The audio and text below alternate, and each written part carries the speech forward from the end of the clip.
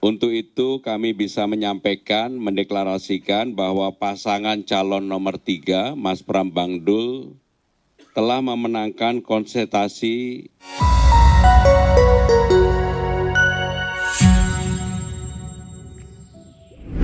Nama-nama top politisi tanah air bertarung memperebutkan kursi sebagai gubernur di Pilkada 2024 ini. Petahana menjadi penantang yang berat bagi paslon yang baru maju. Tetapi ada juga petahana yang berhasil keok karena kalah kuat sokongan politik. Nah, siapa sajakah mereka yang berhasil menang di Pilkada kali ini? Berikut 10 pasangan gubernur yang menang hasil quick count.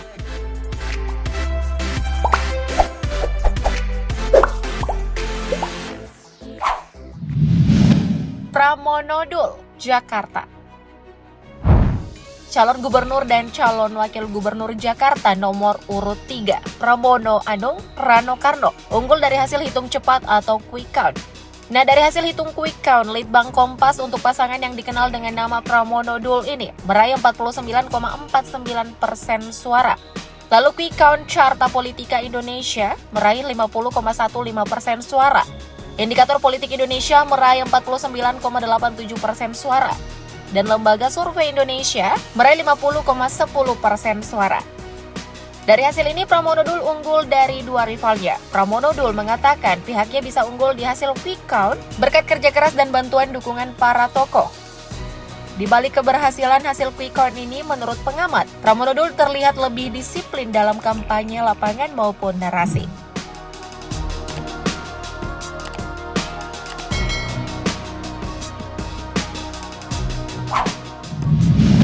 Lutfi Taj Yassin, Jawa Tengah. Pasangan calon nomor urut 2 yaitu Ahmad Lutfi dan Taj Yassin unggul dalam quick count Pilkada Jawa Tengah. Nah, dari hasil quick count Litbang Kompas untuk pasangan calon gubernur wakil gubernur Jateng, Lutfi Taj Yassin meraih 59,30% suara, unggul dari paslon 01 Andika Hendrar yang meraih 40,70% suara. Seperti kita ketahui, Ahmad Lutfi adalah purnawirawan polisi bintang 3 dan kader Partai Gerindra. Sedangkan Taj Yassin merupakan wakil gubernur Jawa Tengah periode 2018-2023, mendampingi Ganjar Pranowo. Lutfi Taj Yassin juga menerima dukungan penuh dari Presiden ke-7 Indonesia, Jokowi, yang tentu saja menambah amunisi paslon ini memenangkan Pilkada Jateng 2024.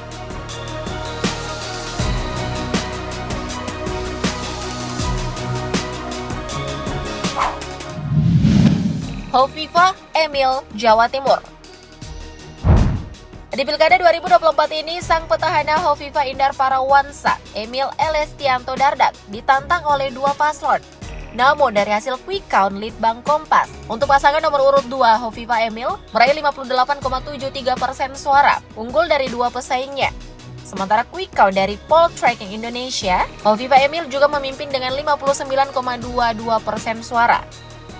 Sebelumnya pasangan ini memang telah diprediksi bakal kembali memenangkan kontestasi di Jawa Timur setelah unggul hasil hitung cepat Pilkada 2024. Presiden ke-7 Indonesia Jokowi pun memberikan ucapan selamat via panggilan video ke pasangan calon gubernur dan wakil gubernur Jawa Timur, Hovifah Emil. Sulit memang menggoyahkan sang petahana.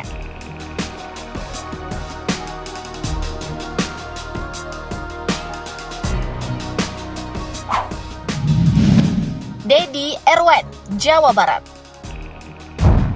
Hasil quick count beberapa lembaga survei menunjukkan pasangan calon gubernur dan calon wakil gubernur Jawa Barat nomor urut 4, Deddy Mulyadi dan Erwan Setiawan, unggul di antara 3 calon lainnya.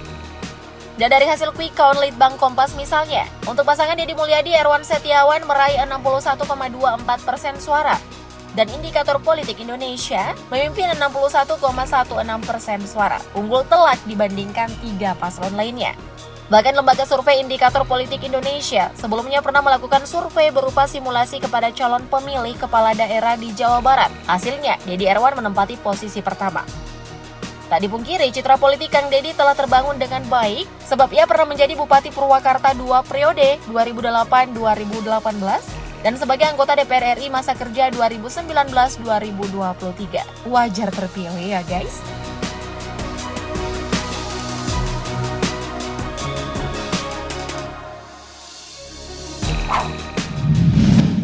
Andra Dimyati, Banten.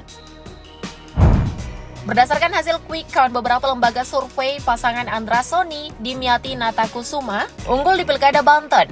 Nah, quick count dari Carta Politika Indonesia untuk pasangan Andra Dimyati adalah 57,52% suara. Unggul dari paslon Airin Ade yang meraih 42,48% suara. Andra Sony memang telah memahami situasi politik di Banten. Ia sebelumnya menjabat sebagai Ketua DPRD Banten periode 2019-2024 dan Ketua DPD Partai Gerindra. Peran tokoh dan ulama dinilai jadi faktor utama lumbung suara pasangan Andra Sony Dimyati Natakusuma, khususnya di wilayah Tangerang Raya. Lalu paslon 02 ini juga sengaja membuat beberapa program yang mudah diingat oleh masyarakat Banten, yakni sekolah gratis dan bantuan keuangan untuk pemerintah desa. Namanya juga strategi politik ya guys, tapi janji tetap janji yang harus ditepati.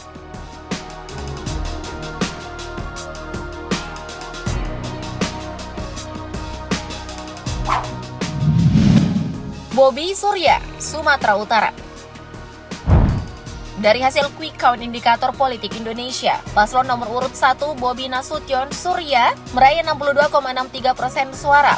Menang telak dari petahana Edi Hasan yang meraih 37,37% suara. Nah, seperti kita ketahui, Bobi menjabat sebagai wali kota Medan dan ia juga menantu dari Jokowi, Presiden ke-7 Indonesia. Jokowi pun merespon soal keunggulan Bobi Nasution Surya dari Edi Rahmayadi Hasan Basri Sagala melalui perolehan quick count. Diwawancarai wartawan usai menunaikan sholat Jumat di Masjid Raya Al-Masun Medan pada Jumat 29 November 2024. Jokowi meminta Bobi tetap rendah hati dan tetap menunggu hasil real count KPU. Menurutmu dari hasil yang diperoleh Bobi Nasution, ada nggak campur tangan Pak Jokowi? Komen di bawah dong.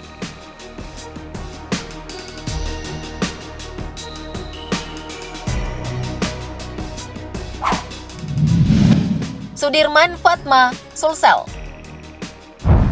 Pasangan calon gubernur dan wakil gubernur Sulawesi Selatan nomor urut 2, Andi Sudirman Sulaiman Fatmawati Rusdi, unggul telak versi quick count. Nah, quick count dari Indikator Politik Indonesia menempatkan Sudirman Fatma meraih 76,34% suara. Sementara rivalnya Dhani Azhar hanya meraih 23,66% suara. Seperti diketahui, Sudirman Fatma didukung oleh Koalisi Indonesia Maju Plus. Pasangan ini telah diprediksi bakal unggul jauh dengan rivalnya. Di samping itu, power yang dimiliki Andi Sudirman Sulaiman juga tak kaleng-kaleng. Ada sosok Andi Albran Sulaiman yang tak lain adalah kakak kandungnya yang kini menjabat sebagai Menteri Pertanian. Nah, walau unggul jauh dari hasil hitung cepat, Sudirman tak ingin cepat merayakan kemenangan dan dirinya tetap menunggu hasil perhitungan resmi dari KPU Sulsel.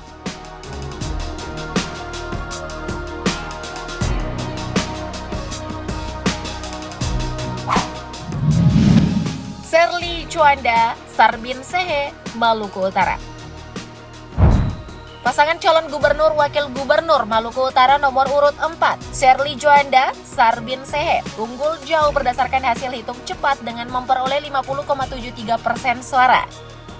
Nah, Serly Juanda ikut pencalonan di Pilkada 2024 ini mulai beberapa waktu. Ia menggantikan posisi suaminya Benny Laos yang meninggal dunia akibat kecelakaan speedboat pada Sabtu 12 Oktober 2024 di Pulau Taliabu, Maluku Utara. Nah, hasil ini mengukuhkan Serly sebagai sosok pemimpin yang mampu mematahkan stereotip dengan statusnya sebagai triple minority, yakni perempuan Tionghoa dan Kristen Protestan di wilayah mayoritas Muslim. Unggulnya Serly dari hasil quick count dianggap mencerminkan kematangan demokrasi di Maluku Utara. Banyak pihak memuji keberhasilan Serly yang menggantikan suaminya, mantan Bupati Pulau Morotai.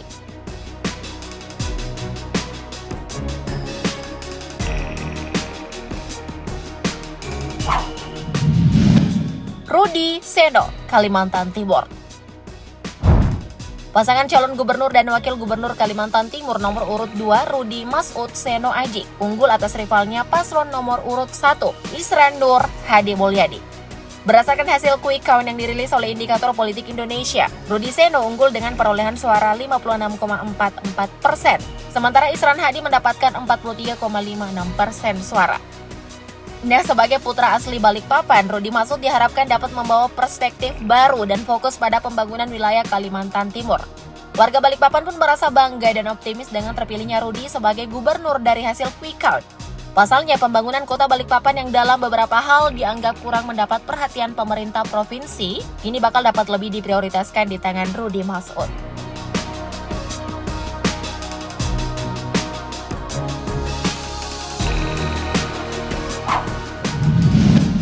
Koster, Giri, Bali.